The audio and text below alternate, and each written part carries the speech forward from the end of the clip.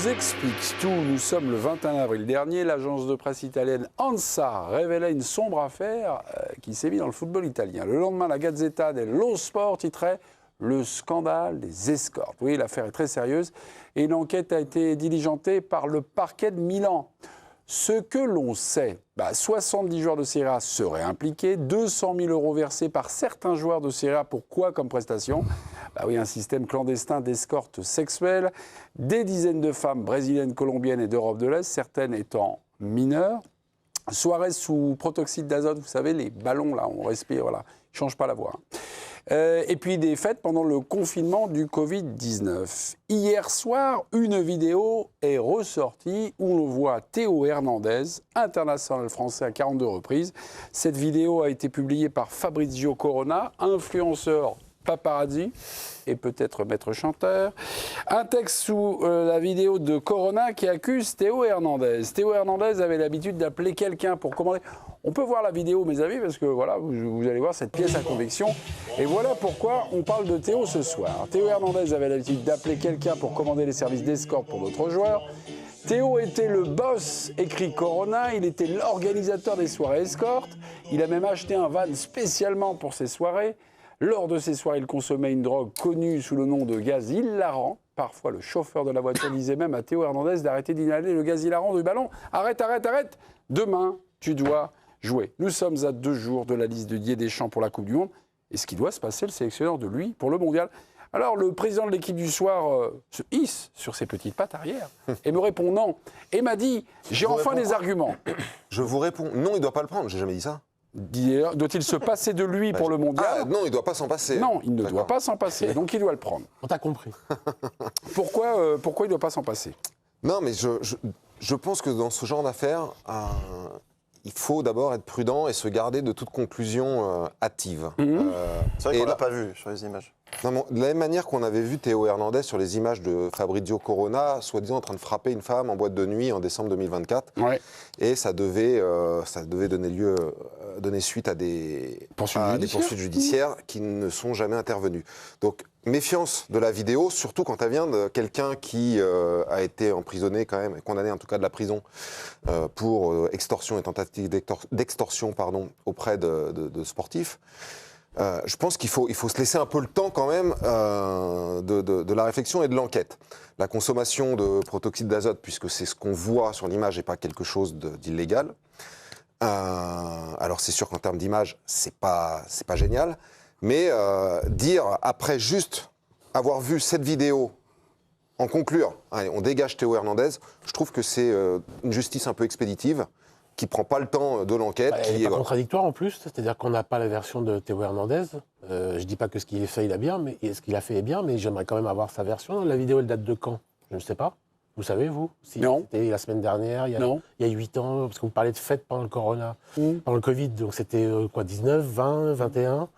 Donc j'imagine que c'était pendant son séjour italien, parce que maintenant il ne joue plus en Italie. Bien sûr. Donc c'est pas parce que ça remonte à loin que il est absous, mais... Donc j'aimerais avoir le contexte. La personne dont vous parlez qui sort l'affaire, c'est pas le Mediapart italien. C'est un gars un peu étrange. Non, j'ai regardé sur Fabrizio Corona. Son métier, c'est, on va dire, un peu maître chanteur. En tout cas, ouais, il a fait chanter Francisco Coco, un célèbre footballeur italien, Adriano, le Brésilien, qui a failli jouer au Havre à un moment, Adriano. Qui est venu en tout cas au Stade Et puis les célèbres chez nous, puisqu'en 2006, il a fait chanter David Trezeguet. Il lui a suturé 25 000 € pour des photos, on va dire, compromettantes, où David Trezeguet n'était pas forcément avec sa femme, mais ça ne regarde que lui. Mais il a porté plainte, Trezeguet. Et le tribunal du Turin a condamné Fabrizio Corona à 3 ans de prison. Moi, je suis revenu en fait sur l'image. C'est vrai que sur l'image, c'est pas très bon, ça sent mauvais. Et j'ai eu le réflexe de réécouter Didier Deschamps le jour où il est nommé à la tête de l'équipe de France. Alors, c'est le 9 juillet 2012. À l'Euro 2012, la compétition précédente sous Laurent Blanc, 4 joueurs sont sortis un peu du cadre. Atem Ben Arfa, Jérémy Ménez, Samir Nasri, Yann M'Vila, ils sont convoqués en commission de discipline. Ça, c'était dans le cadre de l'équipe de France. Oui, dans le cadre de l'équipe de France. C'était pas dans un cadre privé. Et c'est pour ça que Didier Deschamps nous dit ceci. Regardez, écoutez-le. En étant sélectionneur de l'équipe de France, l'important pour moi, c'est, avec mon staff, de bien définir un cadre. Les joueurs seront les premiers au courant de ce cadre-là.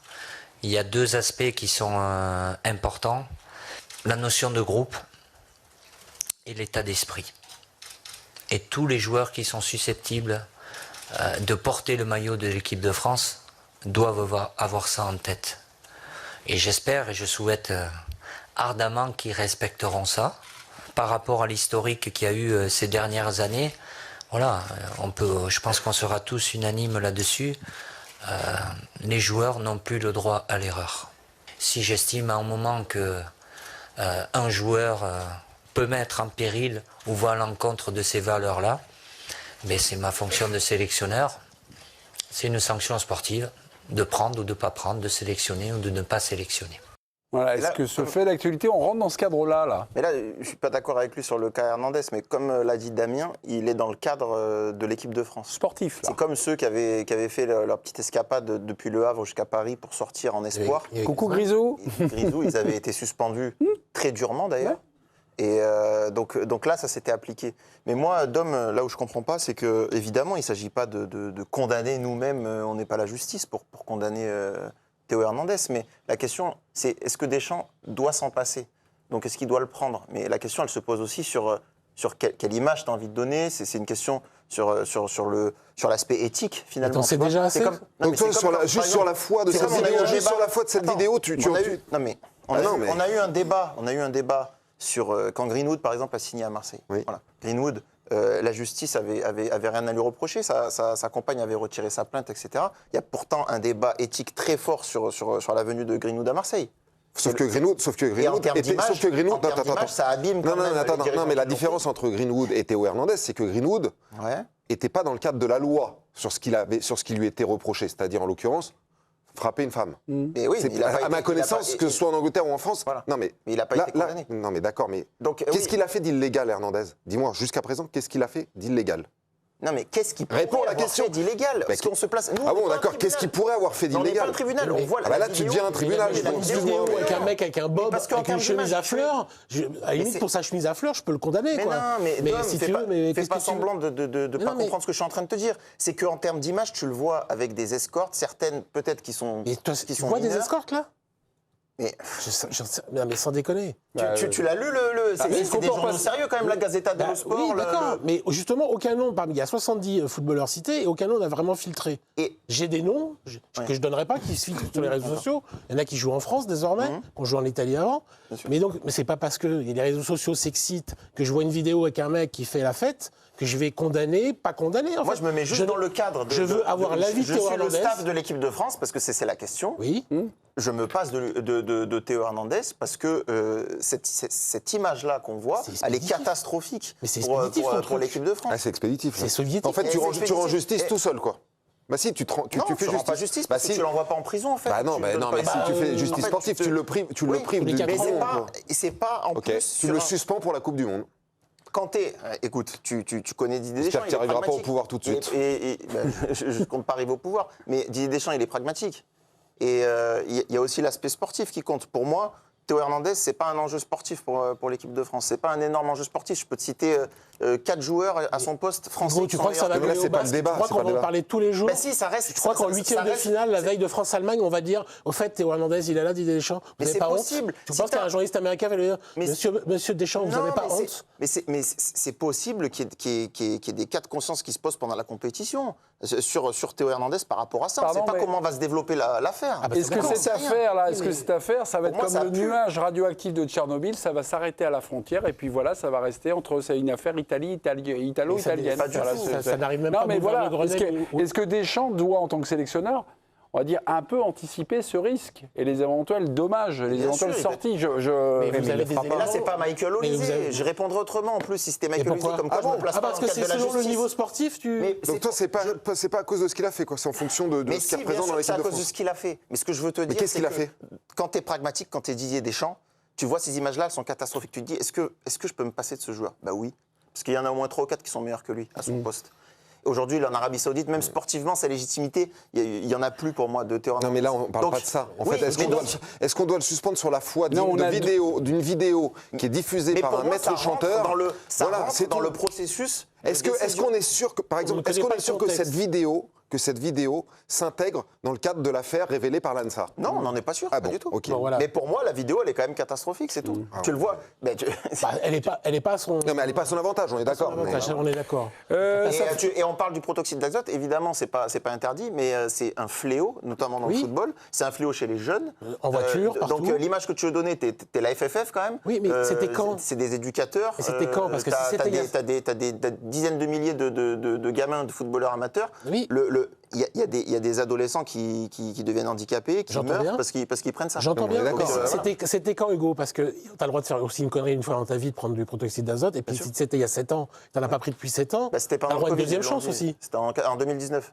Ça, c'était en 2020. 2020. C'était il y a 6 ans. Mon cher Hugo, j'ai l'impression que vous êtes seul sur ce débat. En tout cas, bon, ils ne sont pas d'accord avec vous. Il y en a deux qui ont pas parlé. Ça fait 2-3 fois. Bah, oui, c'est vrai que Thomas et Eric, ça vous emballe pas plus que ça, ces histoires d'escorte, les petits ballons. Il y avait un débat très intéressant qui s'est installé, donc la politesse oblige, on les a laissés. Mais Bravo, Thomas. si je dois me positionner sur ce débat, j'irais plutôt du côté de Hugo, sans être radical, mais c'est plus me mettre dans la tête de Didier Deschamps, essayer de mélanger tout ça. Est-ce que déjà Didier Deschamps avait des doutes sur la convocation ou non de Théo Hernandez sur cette liste? Moi, personnellement, sportivement, j'en ai, comme a dit Hugo.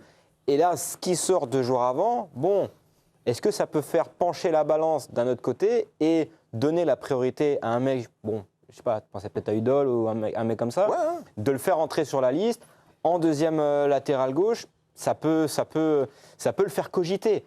Je ne vais pas l'enterrer d'un coup de marteau sec parce que tout ce qu'ont dit Damien et Dominique se justifie. C'est du bon sens. Raisonnable. Écoutez, quelqu'un qui est mis en cause, je trouve que c'est pas mal quand même, non? Mais La version de Théo Hernandez vous intéresse? après, voilà, moi, ce qui me dérange, sous Deschamps en équipe de France, c'est de jongler un petit peu avec tout ce qu'il peut dire en conférence de presse. L'extrait qu'on a dit, normalement, c'est rédhibitoire. Et là, on jongle un petit peu avec l'échelle des valeurs. Thomas, vous avez dit un petit truc qui m'intéresse. Benzema et à Valbuena. Thomas, vous avez dit un petit truc qui m'intéresse. Damien, vous suivez donc les Bleus, on va dire, de manière assez régulière. Bravo, Damien. Théo Hernandez, il est comment à la tête de Deschamps? C'est un gars qui va emmener à la Coupe du Monde ou c'est quelqu'un sur lequel il se pose peut-être éventuellement des questions? Sportivement? Oui, sportivement. Sportivement, il ne se pose pas de questions. Pas de questions. Titulaire Il n'y a pas de doute. Non, mais voilà. Non, mais c'est... Sportivement, il ne se pose pas de questions. D'ailleurs, au poste de latéral gauche, je pense que c'est du 50-50 entre Lucas Digne et Lucas. Et Théo Hernandez. Donc il y a des questions. Non, mais pour la place de titulaire. Oui.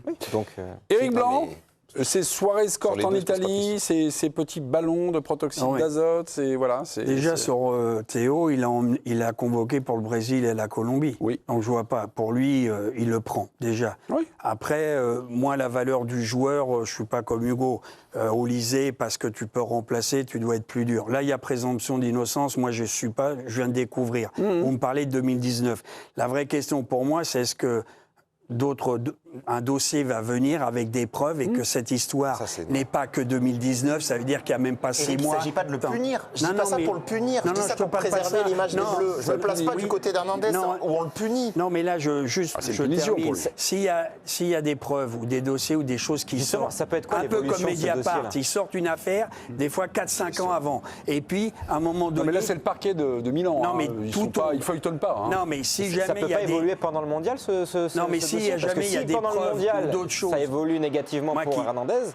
Non, mais s'il y a des choses qui arrivent, mais là, c'est tellement proche de la sélection que c'est compliqué. Moi, après, qu'il fasse des partouzes, déjà, quand je vois, c'est vraiment catastrophique. Au moins, les mecs de Barcelone, ils vont dans un 5 étoiles. Tu peux ne pas adhérer, mais bon, c'est pas terrible, ça, Eric. Je plaisante à cette vidéo. En plus, elles sont moches. Bon, je plaisante. Mais bon, en disant ça... Attention. Mais ce que je veux te dire, on parle de prostitution. Le danger, c'est ça. C'est que si il y a des filles de moins de 18 ans, ça, c'est très grave. Après, elles font un métier. Même sur le consentement des prostituées majeures. Non, mais majeures. C'est un métier. Non, mais on le sait, mais à ce moment-là, tu condamnes tous les mecs qui vont, tous les mecs en France ou dans le monde entier, qui sont majeurs et consentants et qui vont rencontrer des prostituées. Merci beaucoup, Eric. Voilà. Bon, mais non, mais